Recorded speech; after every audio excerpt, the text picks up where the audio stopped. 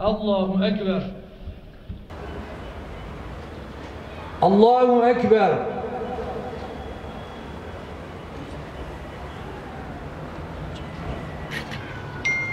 Allahu Ekber. Allah'ım saltanatının azameti, vecihinin celali kadar sana hamdolsun Allah'ım. Bizler zatını hakkıyla hamd etmekten aciziz. Razı olacağın ve zatına yakışır bir hamd ile sana hamdolsun Allah'ım.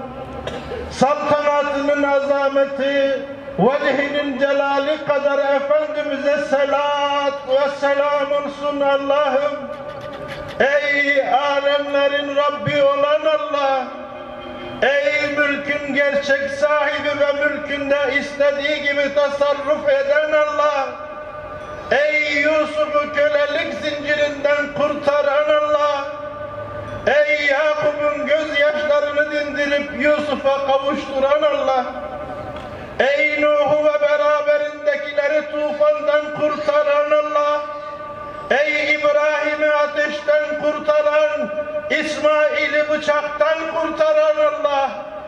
Ey Musa'yı Kızıldeniz'den geçirip Firavun'u orada helak eden Allah! Ey kendisine sığınıp da dua edenlerin duasına icabet eden Allah! Burada toplanmış bulunuyoruz. Ellerimizi semaya açmışız. Sonsuz merhametine sığınarak senden istiyoruz Allah'ım.